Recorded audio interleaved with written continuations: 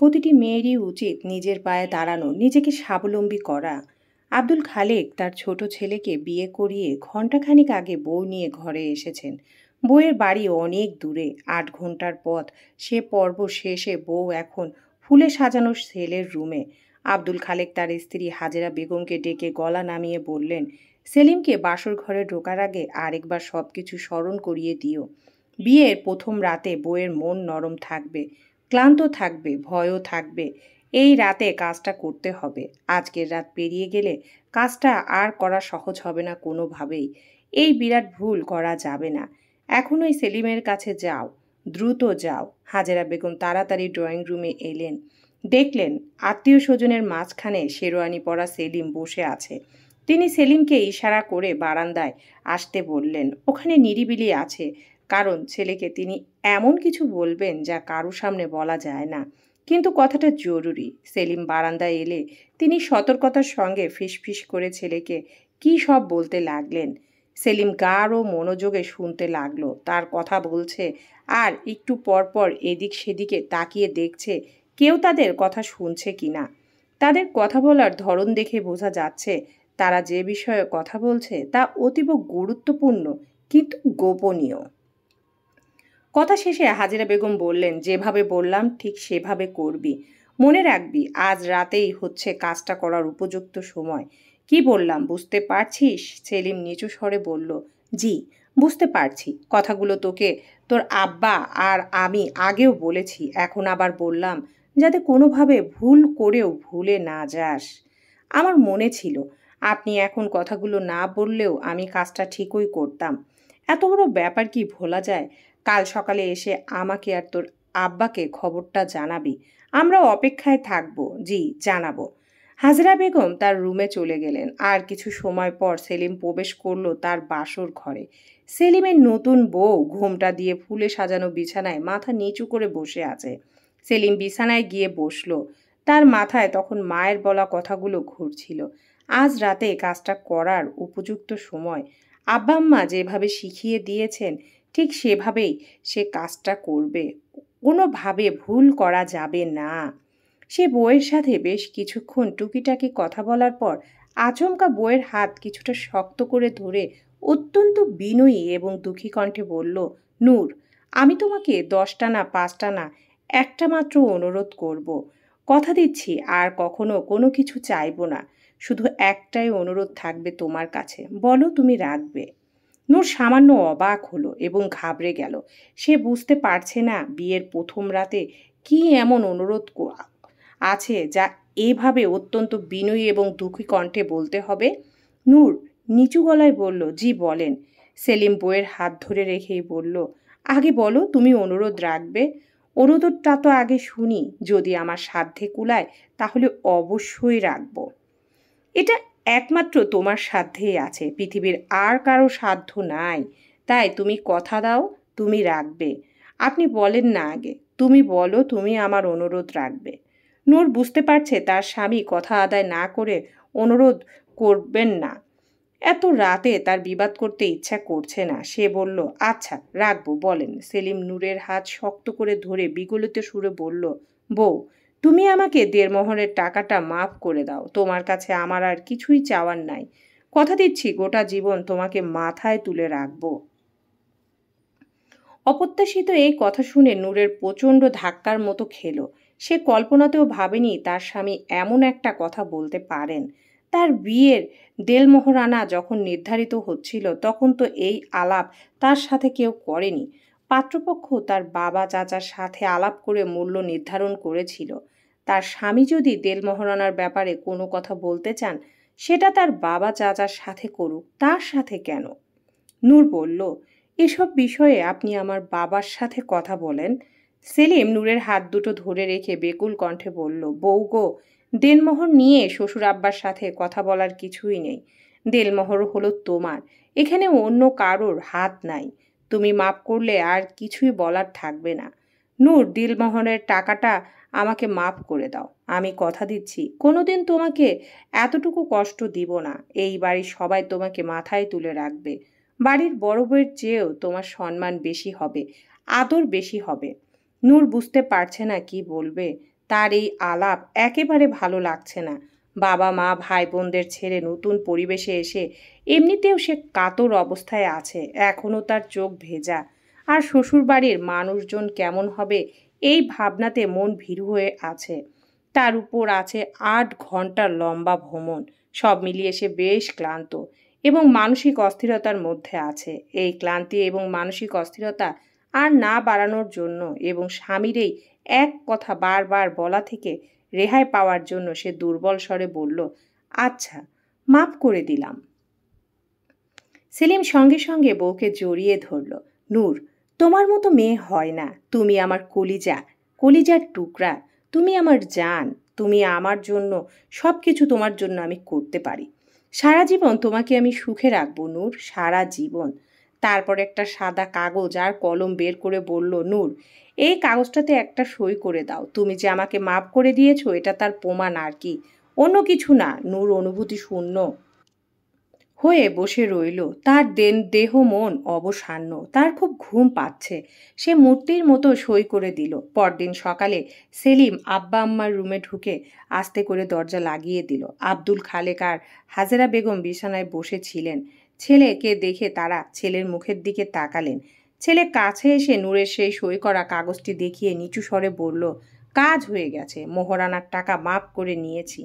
আব্দুল খালেক কাগজটি দেখে খুশি গলায় বললেন, সাবাস বেটা। হাজেরা বেগম বললেন, বউ ঝামেলা করেনি তো? সেলিম বলল, একটুখানি করতে চেয়েছিল, বলেছিল এসব নিয়ে আপনি আমার বাবার সাথে কথা বলবেন। আমি তো জানি এটা করা যাবে না। ওর বাবার সাথে কথা বললে জীবনেও ১.৫ মহারানার টাকা মাফ করানো যাবে না। বউয়ের কাছে থেকেই কথা আদায় করতে হবে। নতুন বউ কতক্ষণ আর না করবে। আপনারা যেভাবে বলেছেন ঠিক সেইভাবেই করলাম, ব্যাস। একসময় মাপ করে দিল। কি যে শান্তি লাগছে আব্বা। বাপ বেটা মা একসঙ্গে জয়ের আনন্দে হাসতে লাগলেন। মাস চারেক পর একদিন আব্দুল খালেক সেলিমকে ডেকে বললেন, বিয়ের সময় তোর শ্বশুর বলেছিল তোকে ঘরের ফার্নিচার আর নগদ ৪ লাখ টাকা দিবে। এতদিন হয়ে গেল, কোনো কিছু তো দিল না। তোর বউকে চাপ দে, বল তার বাবা যেন জলদি দিয়ে দেয় এসব। বিয়ের সময় তো কত হুজুর হুজুর করে বলেছিল যে জলদি সব দিয়ে দেব, দেরি হবে না। আর এখন দেখো ৪ মাস পার হয়ে গেল, কোনো খবর নেই। মানুষকে বিশ্বাস করাই মুশকিল। সেলিম বলল যে আজকেই বলবে। আমিও কদিন থেকে কথাটা বলবো বলে ভাবছিলাম। আজ বল, যতদিন না সব কিছু দিবে ততদিন বউকে চাপের মধ্যে রাখবি। জি আচ্ছা। সেদিন দুপুরে খাওয়ার পর সেলিম তার বউকে বলল, তোমার বাপ তো কথা দিয়ে কথা রাখছে না, এটা কি ঠিক হচ্ছে? নূর বলল, কোন কথা তিনি রাখছেন না? তিনি বিয়ের সময় বলেছিলেন আমাকে ঘরের ফার্নিচার আর নগদ ৪ লাখ টাকা দিবেন। কিন্তু আজ ৪ মাস হয়ে গেল, ওনার তো সাড়া পাওয়া যাচ্ছে না। কথা যখন দিয়েছেন তখন নিশ্চয়ই রাখবেন। উনি কথার বরখেলাপ করেন না। দুদিন আগে উনি ফোনে বলেছেন তার ব্যবসা এখন মন্দ যাচ্ছে, সামনে ঠিক হয়ে যাবে, তখন ওগুলো দিয়ে দিবেন। তারপরও উনি ধার কর্জ করে টাকা জোগাড়োর চেষ্টা করছেন বলেছেন। সেলিম অসন্তুষ্ট হয়ে বউয়ের দিকে তাকিয়ে রইল, মুখে কিছু বলল না। মাসখানেক পর হাজেরা বেগম একদিন নূরকে বললেন, তোমার বাবার ব্যবসার মন্দা কি সারা বছর চলে? তোমাদের আচরণ তো সুবিধার লাগছে না। নূর মৃদু গলায় বলল, বাবা বলেছেন ফার্নিচারের টাকা জোগাড় হয়েছে, বাকি টাকাটা জোগাড় হলে তিনি নিজে আসবেন। বলেছেন আর বেশি দেরি হবে না। তিনি বিরক্তির সাথে বললেন, কথা দেওয়ার সময় দেরি হয় না, কিন্তু কথা রাখার সময় খবর নাই। তোমার বাবাকে আজকেই ফোন করে বলবে তিনি যেন জলদি টাকার ব্যবস্থা করেন। জি, বলবো। ১৫ দিন পর এক রাতে সেলিম রাগী গলায় নূরকে বলল, তোমার বাবা কথা রাখবে না, বোঝা যাচ্ছে। মানুষ এত অসৎ হয় কিভাবে? নূর বলল, আমার বাবা অসৎ না। অসৎ না হলে আমার জিনিস আমাকে দেয় না কেন? উনি কি বলেছেন দিবেন না? ব্যবসায় মন্দ যাচ্ছে তাই টাকা জোগাড় করতে পারছেন না। তবুও অর্ধেক জোগাড় করেছেন, বাকিটা হয়ে গেলে তিনি আসবেন। এই কথা তো সবসময় শুনি। আমাদের কি বেকুব পেয়েছো? যা বলবে তা বিশ্বাস করব? অসৎ বাবার অসৎ মেয়ে। বাবাকে বারবার অসৎ বলাতে নূর নিজেকে আর শান্ত রাখতে পারল না। সে কিছুটা জোর গলায় বলল, আপনারা কি শুরু করেছেন বলেন তো? আমার সরলতার সুযোগ নিয়ে আমার কাছ থেকে দেনমোহরের টাকা মাপ করিয়ে নিয়েছেন, কিন্তু যৌতুকের টাকা তো মাফ করছেন না, তাহলে আসল অসৎ কে? বউ কখনো এমন কথা বলবে সেলিম আশা করেনি। সে চরম ক্ষেপে গিয়ে বলল, তুই তো দেখছি আস্ত একটা বেয়াদব। স্বামীর মুখে মুখে কথা বলিস। হাদিসে কি বলেছে জানিস?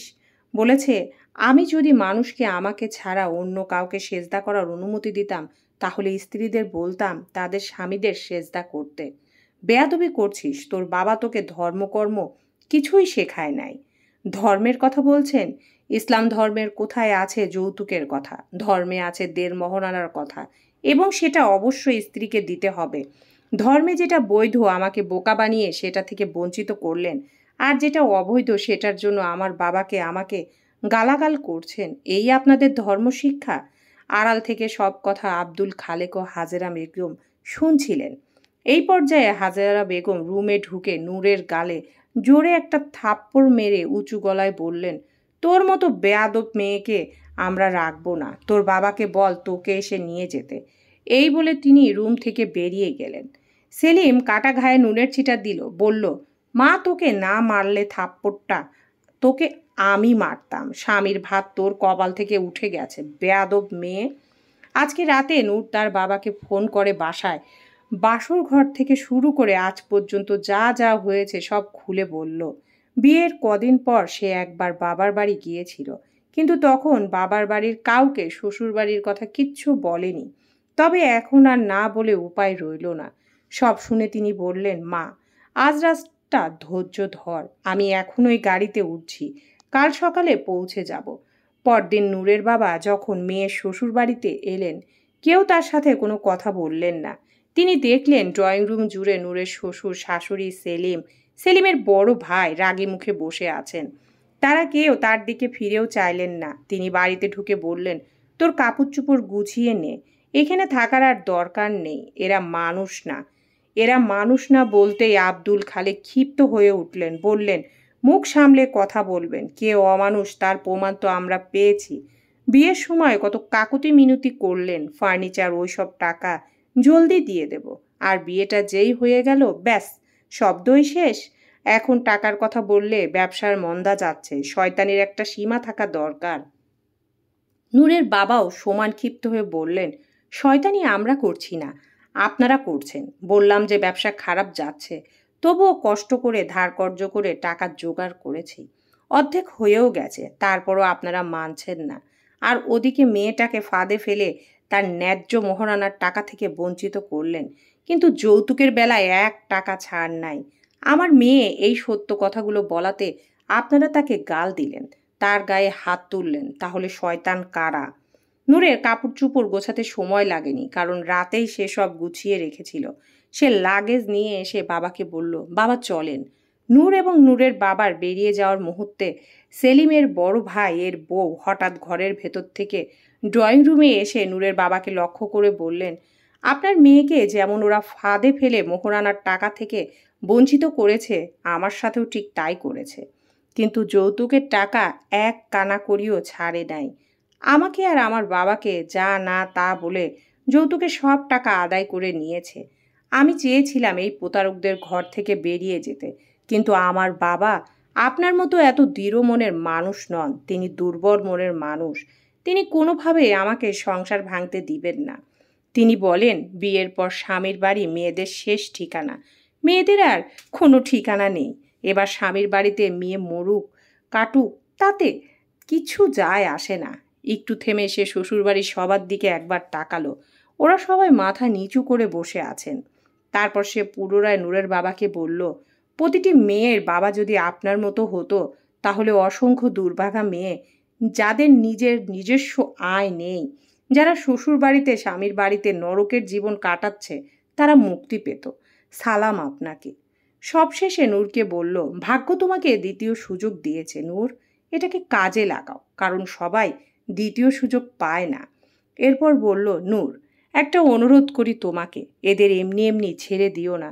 এদের সমুচিত শিক্ষা হওয়া দরকার। নূর কঠিন গলায় বলল, ভাবি, আমি তোমাকে কথা দিচ্ছি, এদের অবশ্যই আমি শিক্ষা দিয়ে ছাড়ব। নূর তার কথা রেখেছিল। সে থানাতে তার শ্বশুরবাড়ির মানুষের বিরুদ্ধে মামলা করল। পুলিশ সেলিমের বড় ভাই আর মাকে গ্রেপ্তার করলো, আর সেলিমের বাবা পালিয়ে গেল। তারা এখনও পলাতক অবস্থায় আছে। নূরের সাথে সেলিমের বড় ভাইয়ের স্ত্রীর যোগাযোগ আছে।